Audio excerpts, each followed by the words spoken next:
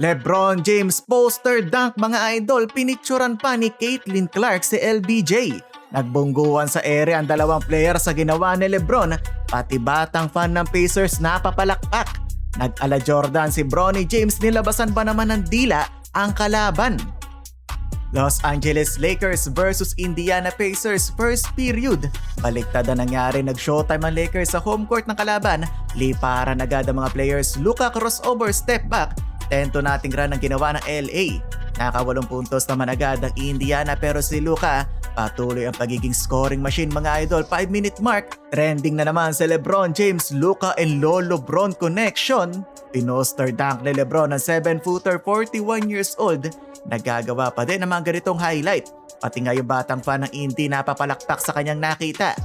Nagpaulan ng 3 sa kapunan ni Coach Redick sa unang period, 6 of 9 beyond the arc. Mamaw pa na scoring ni Luka, 21 points mga idol sa isang period. 45-28 natambakan ng Lakers ang home team.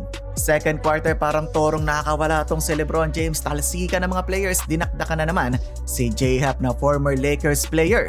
Nagwawala ng hari o bitapin maladang contest in the fast break, pumapalag kahit paano ang home team. 2 to go in the period, LeBron James may nabiktima naman ng Eurostep. Nagbungguan pa sa area ang dalawang player, inasar tuloy sila ni LBJ.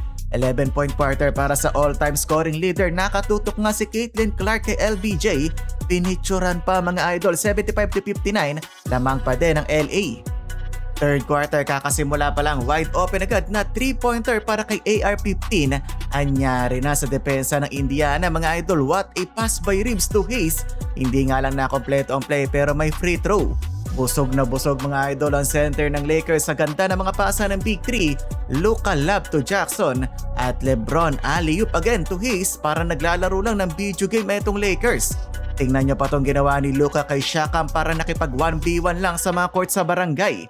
Under 7-minute mark, parang rookie kumakatakbo sa fast break ang oldest player in the league. Nakipagsabayan pa si Nesmith pero hindi umubra sa hari. Nailista ng Lakers ang biggest lead of the game sa teres ni Reeves, 91-65. Nadagdagan pa ang lamang sa bank shot ni Dadon, 94-65. Larong-laro si Hayes ngayong quarter, nabuhayan sa mga pasa nila AR.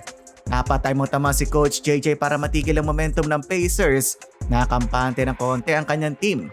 Layo ng diferensya ng points in the paint ng LA Lakers, meron na silang 50 compared sa 32 lang ng Indy.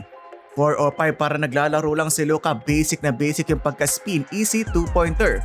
Panoorin nyo tong play ni Kleba, literal na ilalagay na lang ni Doncic ang bola sa ring. 1 to go remaining in the period, sabay pa pinasok ang father and son duo LeBron at Bronny James. Meanwhile si Luka patuloy na pinaglalaroan lang ang kalaban, lob to Kleba. Tuwang-tuwa na naman si Dadon, tingnan nyo pa tong ginawa sa kalaban. Umi-step back 3 pa, 105-85, tambak pa din ang Indiana Pacers. Final quarter, official talaga na tagasalaw ng lob etong si Hayes, another one mula kay LeBron.